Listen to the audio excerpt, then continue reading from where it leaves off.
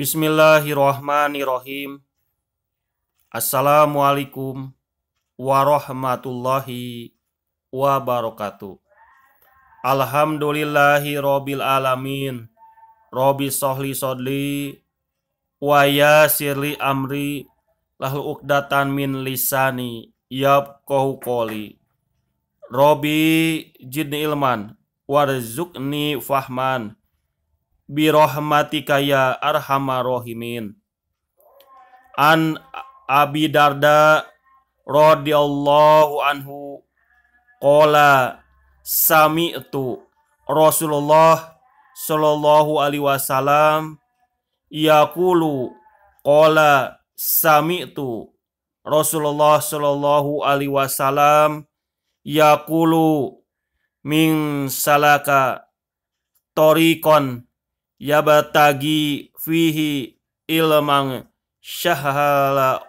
syahalallahu lahu tariqan ilal jannah wa inal malaikata la tadau ajnihataha li talibil ilmi ridom bima yasna'u wa inal ilmi la yastaghfiru lahu min fis samawati wa man fil ardi hatta hitanu fil ma'i wa fadlul alim ala abidi ka fadlil qamaro alal syairil kawakibi inal ulama'a warasatul anbiya inal anbiya lam yuwarisu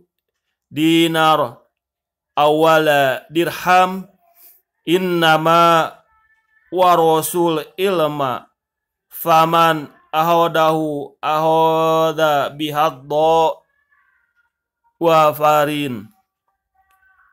Dari Abu Darda radhiyallahu anhu berkata, aku mendengar Rasulullah shallallahu alaihi wasallam bersabda, barang siapa menempuh jalan untuk mendapatkan padanya ilmu agama, maka Allah akan mudahkan baginya jalan menuju surga.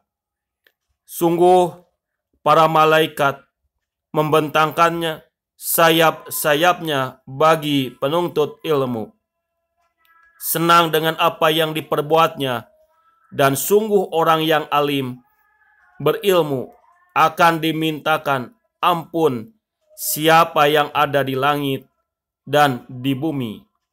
Bahkan semua ikan yang ada di air dan kemuliaan orang yang alim dibandingkan dengan orang yang ahli dalam beribadah seperti bulan dan bintang-bintang di langit. Sesungguhnya ulama adalah pewaris para nabi. Sesungguhnya ulama adalah pewaris para nabi. Sungguh para nabi tidak mewariskan dinar dan dirham. Sungguh mereka hanya mewariskan ilmu. Barang siapa mengambil warisan tersebut, ia telah mengambil bagian yang banyak. Al-Imam At-Tirmizi di dalam Sunan beliau nomor 2681, Ahmad di dalam Musnadnya jilid kelima halaman 169, Ad-Darimi di dalam Sunannya jilid pertama nomor 98, Abu Dawud nomor 3641, Ibnu Majah di dalam Muqaddimahnya serta dinyatakan sahih oleh Al-Hakim dan Ibnu Hibban. As-Syaikh Al-Albani rahimahullah mengatakan hadisnya sahih.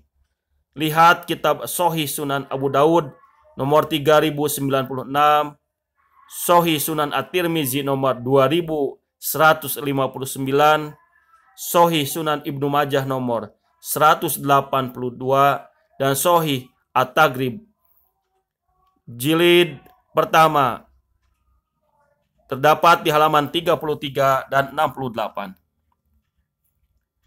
Pelajaran yang terdapat di dalam hadis. 1. Warisan merupakan barang berharga yang ditinggalkan oleh orang yang meninggal dunia kepada orang-orang yang masih hidup. Saking berharganya, sampai sering terjadi pertumpahan darah di antara ahli waris memperebutkan warisan tersebut. Namun, ada warisan yang demikian berharga, tetapi jarang manusia memperebutkannya. Warisan tersebut adalah ilmu agama yang merupakan peninggalan para nabi kepada umatnya. Hanya sedikit orang yang mau mengambil warisan tersebut, lebih-lebih pada saat ini. Merekalah para ulama, orang-orang yang memiliki sifat tamak dalam mendapatkan warisan Nabi. Tidakkah kita ingin meniru mereka? 2. Di samping sebagai perantara antara dirinya dengan hamba-hambanya, dengan rahmat dan pertolongannya, Allah Subhanahu wa Ta'ala juga menjadikan para ulama sebagai pewaris perbendaharaan ilmu agama, sehingga ilmu syariat terus terpelihara kemurniannya sebagaimana awalnya. 3. Sungguh para pengikut Nabi dan Rasul menyeru pula sebagaimana seruan mereka.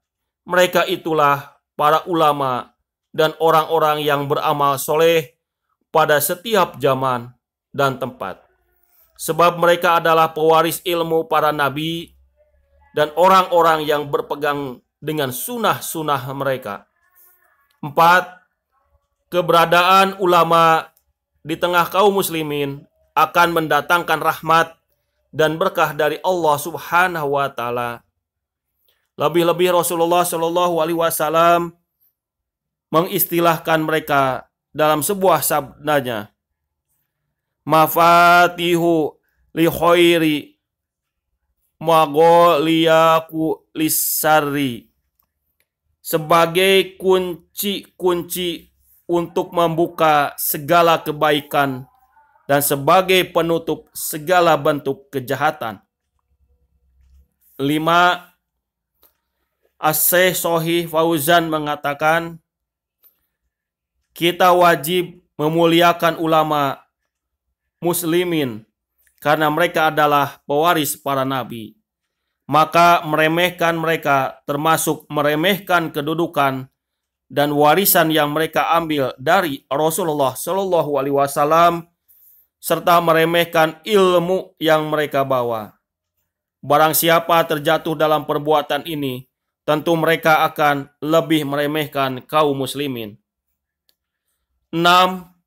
Ulama adalah orang yang wajib kita hormati karena kedudukan mereka di tengah-tengah umat dan tugas mereka emban untuk kemaslahatan Islam dan muslimin. Kalau mereka tidak mempercayai ulama, lalu kepada siapa mereka percaya? Kalau kepercayaan telah menghilang dari ulama, lalu kepada siapa kaum muslimin mengembalikan semua problem hidup mereka dan untuk menjelaskan hukum-hukum syariat? Pada saat itulah akan terjadi kebimbangan dan terjadinya huru-hara. Di dalam kitab Al-Ajwabah Al-Mufidah halaman 140. Tema hadis yang berkaitan dengan Al-Quran. 1. Sesungguhnya yang benar-benar takut kepada Allah dari kalangan hamba-hambanya hanyalah para ulama yang mengetahui tentang Allah Subhanahu wa Ta'ala. Karena sesungguhnya semakin sempurna pengetahuan seseorang tentang Allah Subhanahu wa Ta'ala yang maha besar, maha kuasa, maha mengetahui, lagi menyandang semua sifat sempurna dan memiliki nama-nama yang terbaik, maka makin bertambah sempurnalah ketakutannya kepada Allah Subhanahu wa taala. Di dalam Quran surat Al-Fatir ayat ke-28. A'udzu billahi minasyaitonir rajim. Bismillahirrahmanirrahim. Innama yakhsyallah min ibadihil ulama'u.